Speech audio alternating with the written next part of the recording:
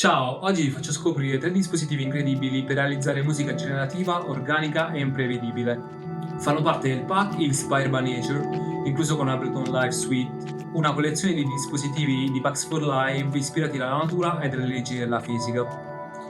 Ho utilizzato questi dispositivi per la realizzazione del sound design per il Festival Live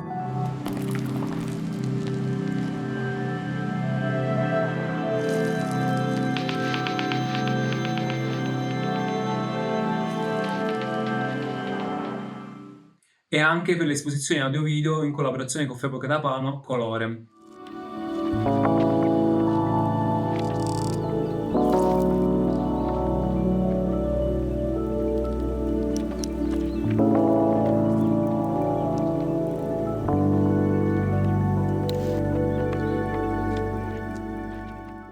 Ma adesso guardiamoli nel dettaglio.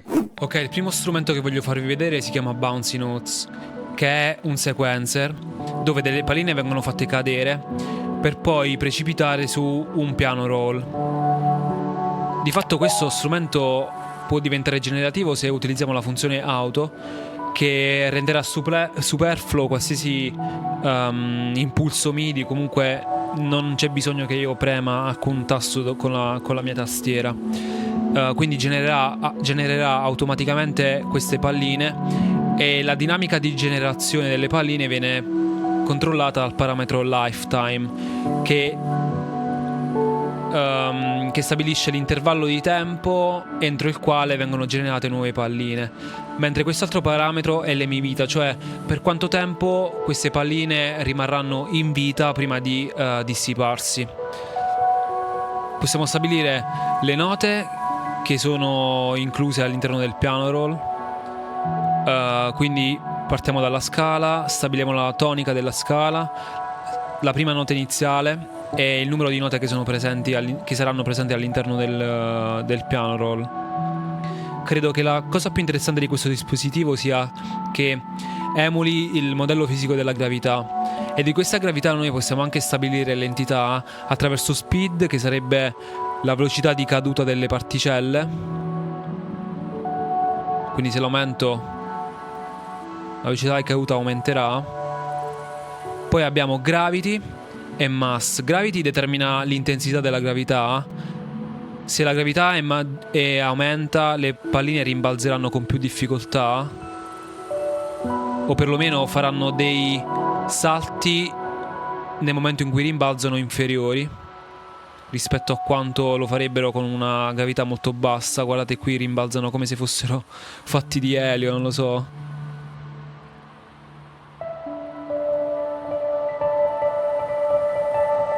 Ok, e invece mass stabilisce la massa delle palline.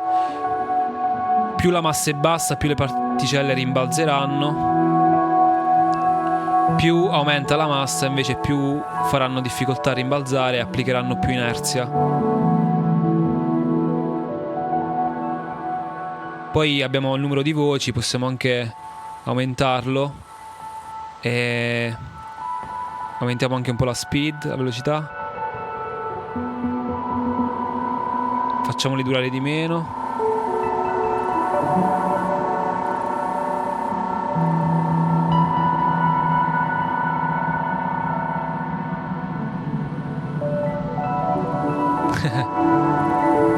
Guardate qua.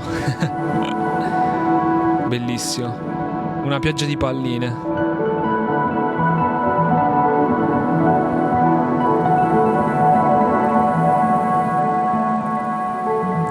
Ok, e questo era Bouncy Notes. Il secondo strumento che voglio farvi vedere si chiama Tritone. Il tritone è ispirato dai pattern a frattali all'interno delle strutture delle piante. In questo dispositivo noi possiamo stabilire la forma che avrà l'albero che genererà questo suono. Ogni forma avrà un suono completamente diverso. Possiamo anche evocare delle strutture randomiche. Ma come funziona? Fondamentalmente ogni ramo di questo albero agisce o si comporta come un risuonatore a una specifica frequenza. Quindi innanzitutto noi possiamo anche stabilire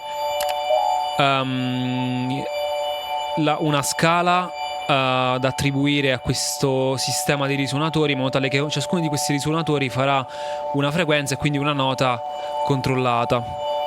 Possiamo anche introdurre delle inarmoniche,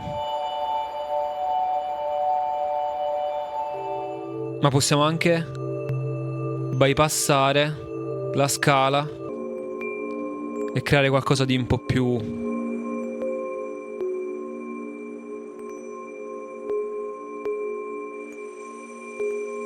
randomico.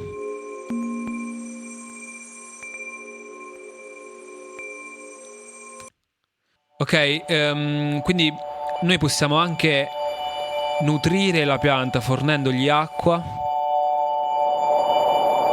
attraverso il parametro noise, ma anche facendo scorrere del vento attraverso i suoi rami, che agiterà quindi i risuonatori.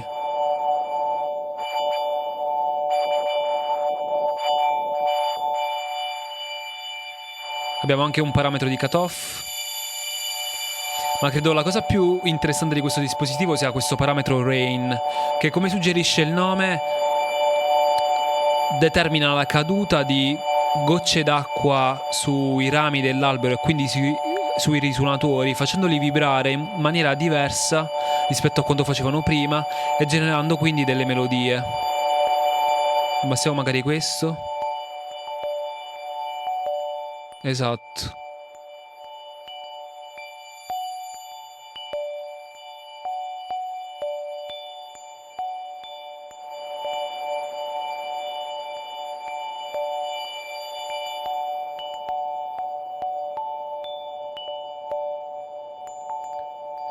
Possiamo anche modificare la velocità di caduta della pioggia per generare una melodia un po' più fitta.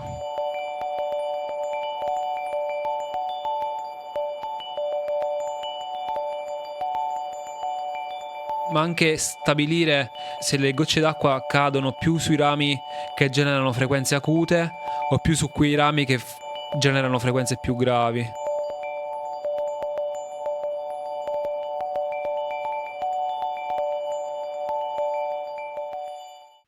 Ok, invece il terzo dispositivo che voglio farvi vedere si chiama Vector Grain. Vector Grain è un sampler granulare dove i suoi grani si comportano come delle particelle. Possiamo stabilire la dimensione del grano, ma anche la velocità alla quale si muove il grano all'interno dello spazio. Possiamo stabilire che il grano si muova all'interno del sample in avanti oppure all'indietro, aumentare e diminuire il numero dei grani presenti all'interno del sampler. La cosa più interessante di questo dispositivo è che i singoli grani si comportano come delle particelle dotate di una carica elettrostatica. La carica elettrostatica può essere di attrazione o di repulsione, cosa che possiamo cambiare utilizzando questo parametro charge. Quindi, come vediamo, ci saranno le particelle blu, che saranno delle particelle cariche negativamente, le particelle gialle che invece saranno cariche positivamente. Quindi la carica assegnata a ciascuna delle particelle influenzerà il modo in cui queste particelle interagiscono fra di loro e quindi complessivamente come si muoveranno all'interno del sistema. Poi, per concludere, possiamo anche inserire all'interno del sistema dei magneti che in qualche modo influenzeranno ulteriormente la dinamica delle particelle all'interno di questo spazio o del sample.